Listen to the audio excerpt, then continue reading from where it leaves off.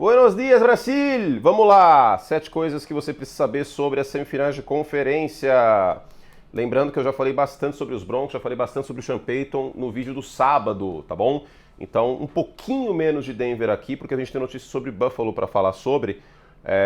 E um pouquinho menos também desse jogo se 49ers, porque o jogo foi no sábado e tem vídeo para os membros. Mas eu vou falar brevemente sobre os dois.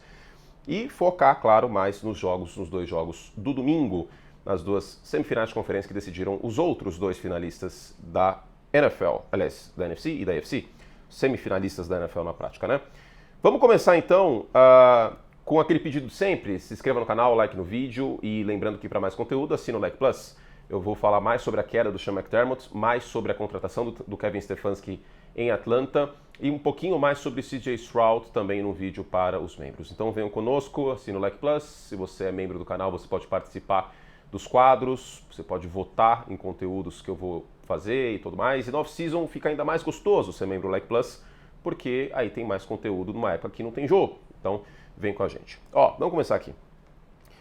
De maneira semelhante ao jogo contra o Los Angeles Chargers, o Drake May fez mais jogadas que o quarterback adversário. Foi um grande jogo do Drake May? Não, eu não acho que foi um grande jogo do Drake May. Enfrentou uma das melhores defesas da NFL, uma das melhores defesas dos últimos anos, essa defesa do Houston Texans.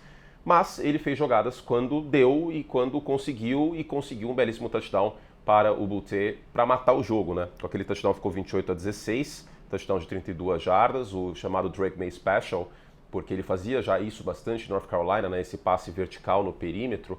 Ele é muito bom nisso, sempre foi bom nisso desde a época do college football.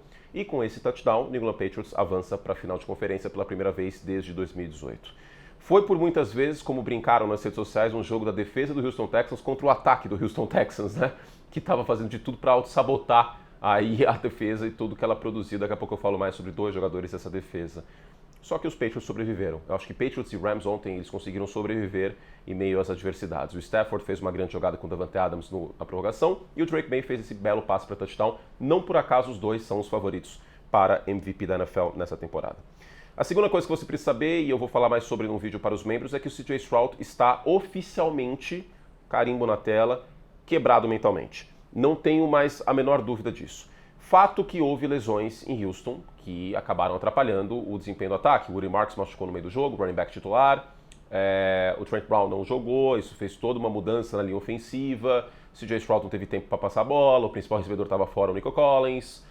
Tudo isso. Mas quando você tem tantas adversidades e você contribui para a merda acontecer, fica difícil não criticar o quarterback. Foram 4 interceptações no primeiro tempo e a pick six foi simplesmente medonha. Não, desculpa, gente, não tem justificativa. Não tem justificativa ele fazer aquilo no campo de defesa.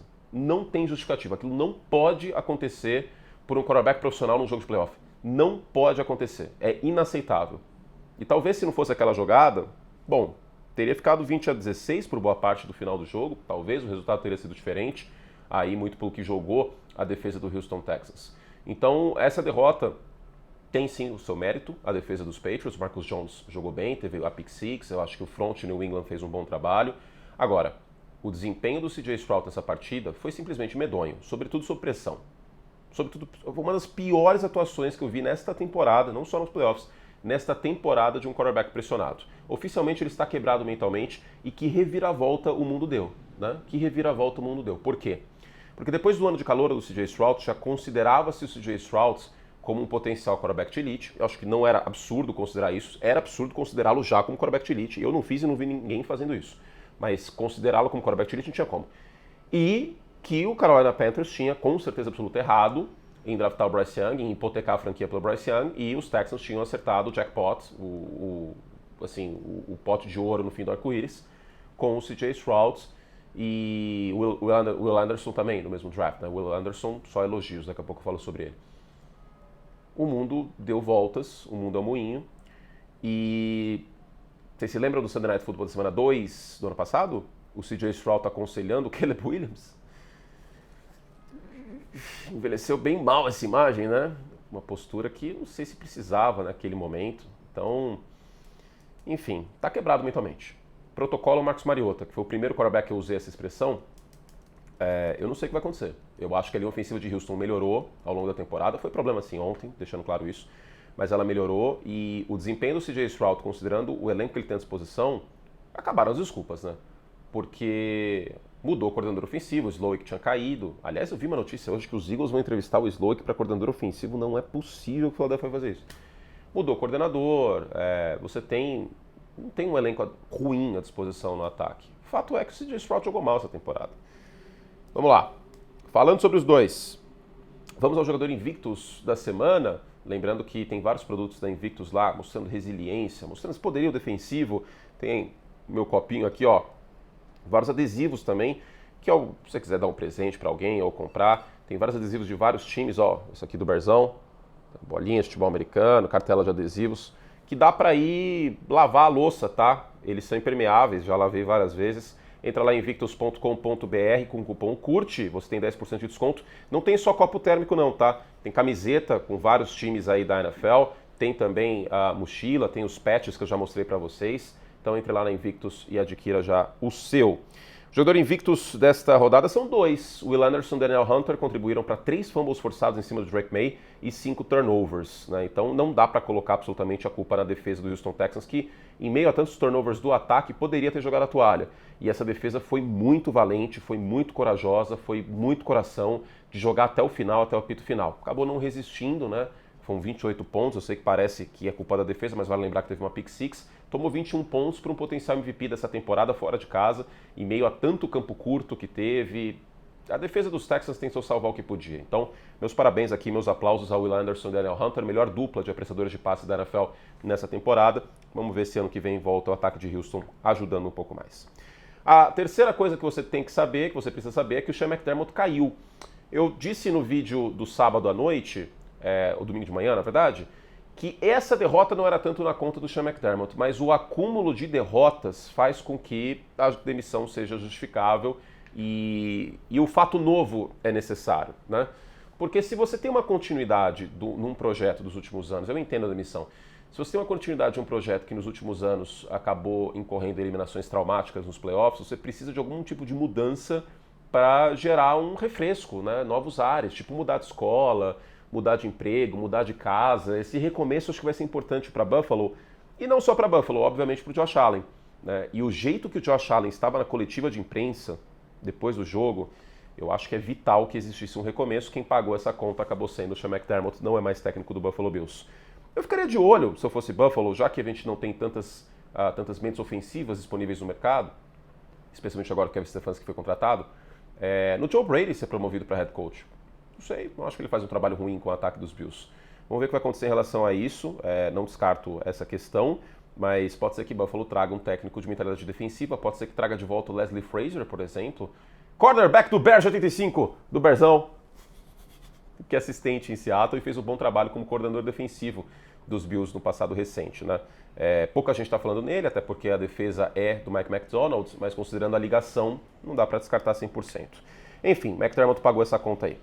Quarta coisa que você precisa saber falando em Seattle é que os Seahawks, para mim, eu falei isso no vídeo para os membros do domingo de manhã, os Seahawks, eu falei ontem também no pré-jogo da semifinal da NFC, os Seahawks são favoritos para o Super Bowl, independente do que aconteça nas próximas semanas. Eles são favoritos contra os Rams e são favoritos contra os Broncos sem Bo Nix ou contra os Patriots, pegando quem pegar aí da AFC. Significa que Seattle já venceu o Super Bowl? Óbvio que não, né? Na semana 16, os Seahawks sofreram contra os Rams, eles podem muito bem perder para Los Angeles. Inclusive, meu palpite de final de conferência antes dos playoffs começarem era Rams e Seahawks, com os Rams vencendo.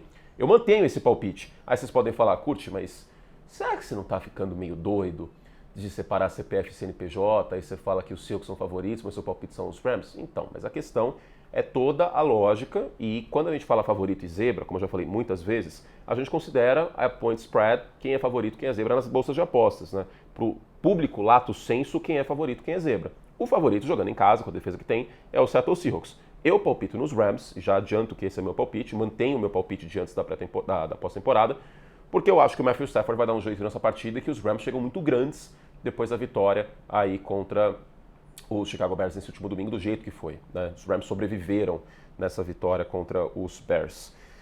E falando neles e nos 49ers, bom, primeiro o Caleb Williams, mais uma jogada inacreditável. Literalmente de perder a voz, né? Mais uma jogada inacreditável numa quarta descida. A interceptação, a primeira interceptação, no final das contas era uma quarta descida, né? Não acaba o mundo, mas um passe mais alto que deveria, é um pouco na conta dele. Agora, a interceptação na prorrogação, eu recomendo que vocês vejam essa imagem, que já está rodando nas redes sociais, não é na conta do Caleb Williams. Curtis está sendo clubista. Não, da mesma forma que eu não coloquei a primeira interceptação do Bryce Young na conta dele no jogo contra os Rams. O Coker para no meio da rota. A questão aqui é que o DJ Moore, ele anda. Ele anda. Ele não faz a rota, ele anda. Né? E a leitura do Caleb é que o safety, o Curl, está do lado esquerdo das hash marks e que ele tinha uma alternativa. Só que o DJ Moore faz a pior rota da vida dele. Tanto é que eu vi um rumor, não consegui confirmar, mas eu vi um rumor que o DJ Moore não esteve disponível para a imprensa no vestiário dos Bears pós-jogo. Ele sabe que ele fez besteira. E do jeito que o Ben Johnson eu não duvido o DJ Moore ser trocado na próxima intertemporada, tá? Vamos ficar de olho nisso, especialmente Buffalo, por exemplo, os Jets podem adquirir o DJ Moore aí, porque se eu bem conheço o treinador do Chicago Bears, Ben Johnson não vai deixar de cobrar essa vacilação, tá? Então, não acho que seja na conta do Caleb, honestamente. A primeira interceptação certamente é na conta dele, a segunda, o DJ Moore executa errado a rota, ele anda e dá uma oportunidade para os Rams fazerem uma grande jogada. No ângulo que mostrou no primeiro momento no World Feed, no sinal internacional, não deu para perceber isso, né? Eles mostraram a câmera atrás e estava bem longe o DJ Moore, eu acabei focando na análise, na posição do safety e na leitura que o Caleb fez. Eu destaquei a boa jogada dos Rams. Mas, olhando com mais calma hoje de manhã, para mim está muito claro que isso é muito na conta do DJ Moore e não do Caleb Williams. Sobre os Bears. Os Bears voltam fortes no ano que vem, voltam como um candidato ao Super Bowl, não um favorito ao Super Bowl, mas um candidato ao Super Bowl. Eu acho que essa divisão segue muito difícil de prever na próxima temporada. Quem sabe o DJ McCarthy ascende, não dá para descartar, mas no primeiro momento os Vikings um pouco atrás. Os Lions eu acho que voltam como candidatos aos playoffs e certamente os Bears e os Packers, lembrando que os Packers voltam com o Micah Parsons e o Tucker Kraft. Né? Então, segue uma divisão difícil de prever. Os Bears vão ter calendário de primeiro colocado da NFC, ou seja, eles vão pegar Seattle ano que vem e eles vão pegar a Filadélfia ano que vem. Então, são 2 jogos duros aí já para Chicago no calendário de 2026. Mas os Bears voltam como candidatos. Né? Vamos ver o que vai acontecer na intertemporada em relação ao DJ Moore. Foi um excelente draft do Ryan Poles. E teve até agora, vamos lá, um pouco CPF aqui. Um produtor da ESPN, meu amigo, mandou mensagem no final do jogo, depois do jogo, falou assim, putz, imagino que você seja triste e tal. Eu não tô triste, CPF, eu não tô triste, porque, finalmente eu voltei a sentir algo assim, pós-temporada, né? E eu achava também, como torcedor, como analista, que o limite de competência dos Bears era a semifinal da NFC. Eu achava muito difícil que Chicago chegasse à final da NFC se passasse dos Packers. E acabou o que aconteceu, e acho que Chicago ainda não tem a mesma casca de pós-temporada que os Rams. Os Rams souberam sobreviver nesse jogo com o Puka Nacua e Davante Adams na campanha derradeira. O Matthew Stafford cuidou bem da bola, teve pouquíssimas jogadas dignas de turnover. O Kyren Williams, que tem um histórico de fumble, né, não teve nenhum. E olha que os Bears tentaram, e muitas vezes dando soco na bola, mas a bola não escapou. Chicago termina o ano aí eliminado, mas com a defesa que mais roubou a bola do adversário. Então, eu não estou triste, de verdade, não estou triste, estou muito orgulhoso, e muitas vezes em derrotas, porque em toda essa fase ruim dos Bears, eu nunca escondi, nem poderia, né? Nunca escondi o time que eu torço. E continuei amando e torcendo pelos Bears durante todo esse período. E o sentimento de hoje é um pouco, sim, agridoce, de tristeza, mas é de orgulho, é de muito orgulho de ver um time competitivo, um time de um quarterback que não se entrega, um time de um quarterback que é um líder, um time de um treinador que é um gênio ofensivo, e eu sou apaixonado pela posição de quarterback, por ataques, e ver o meu time finalmente com algo assim, nunca teve, né? Teve o Jay Cutler, mas no fundo nunca teve. Essa combinação é muito legal, é muito positiva. Então, a gente tem que saber ganhar, e vocês viram que eu em nenhum momento eu caçoei dos Packers ou algo assim, e a gente tem que saber perder também. É muito importante na vida saber perder e dar os parabéns para os Rams, que é o próximo tópico que eu tenho aqui.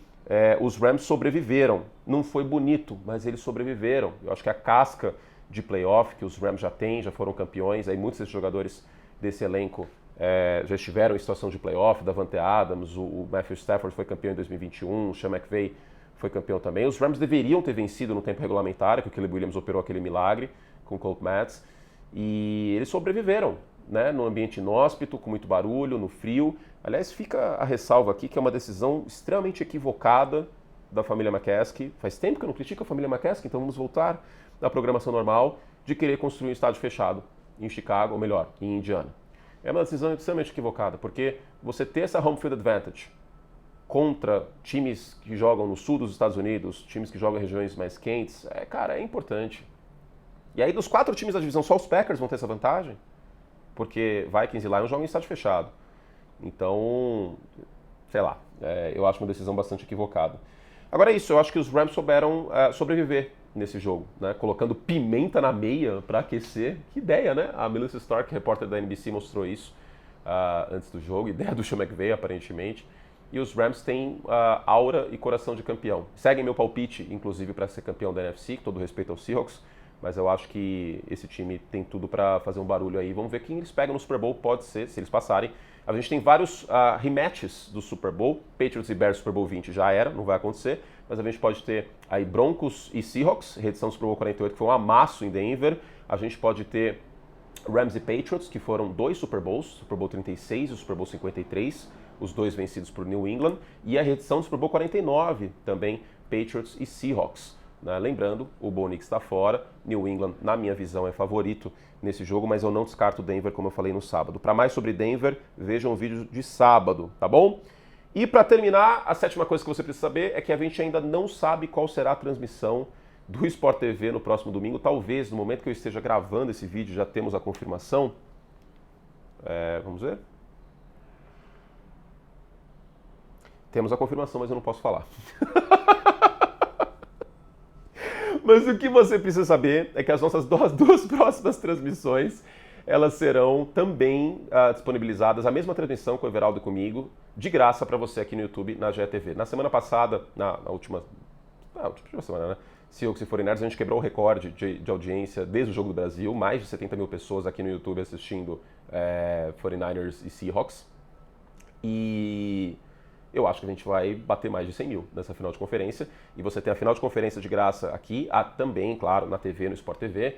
E mesma coisa o Super Bowl 60, tá? E a novidade é que o show do Bad Bunny será transmitido depois do BBB, também na Globo, TV Globo aberta, para vocês depois do Big Brother, tá? E transmissão do Super Bowl 60 comigo, com o EV, Rafael Sibila, com o Gui também, nosso repórter de esporte em Nova York, Mariana Spinelli, pela GTV, você confere no Sport TV e também na GTV de graça. Então, nossas próximas 2 transmissões de graça para você aqui, para acompanhar a NFL. Cada vez mais gente chegando, é muito bom ver isso. Os 49ers voltam fortes também em 2026, tá? Deixa eu falar uma coisa importante, 2 coisas importantes. Fica aí comigo, não fecha o vídeo. Primeiro, regra de recepção. O Brandon Cooks, ele não tinha virado corredor, então não terminou o processo de recepção. Ontem, Davante Adams, ele já tinha virado corredor, então o joelhinho no chão acabou a jogada. São 2 coisas diferentes. É muito importante frisar isso, tá? Se o jogador ainda não se configurou como um corredor, ele ainda está no processo de recepção. Brandon Cooks. Se ele já se configurou como corredor, aí acontece o down by contact com o joelho no chão, tá bom? Outra coisa, pelo amor de Deus, parem com essa teoria louca de Zapdos, Pokémon, da usina elétrica, que os jogadores de São Francisco se machucam por conta da usina elétrica. Eu passei uma semana fazendo cobertura de final de conferência lá e eu tô bem, tá? Tô inteiro aqui, não aconteceu nada comigo. Pelo amor de Deus, essa teoria é louca, tá? Não tem fundamento científico isso aí. Não, por favor, tomem cuidado em espalhar esse negócio, tá? É só isso. O Christian McCaffrey machucou por conta dos raios, porque tem o Pikachu do lado dele. Irmão, o Christian McCaffrey teve 200 milhões de toques na bola esse ano. O George Kittle já tem histórico de lesão. Então calma aí, gente. Colocar a conta da usina elétrica. Não dá, velho. Não dá. Então, assim... Não dá. Então... Todo dia eu passo na frente da usina que tem da Marginal Pinheiros, aqui, usina de Traição, pra ir pra Globo, eu deveria estar então também, né? Isso aí é muita loucura, velho. Na boa, velho. Eu tinha que falar isso aí, mano. Puta que pariu. Não dá, velho.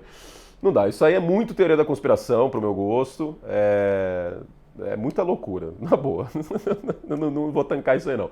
Fizemos todo o estrago que podíamos para vocês, membros, tem vídeo sobre o CJ Stroud, tem vídeo sobre o Stefanski, tá? O McDermott já falei demais aqui, é isso. Tô bebendo água de coco aqui, ó, acabou minha água de coco.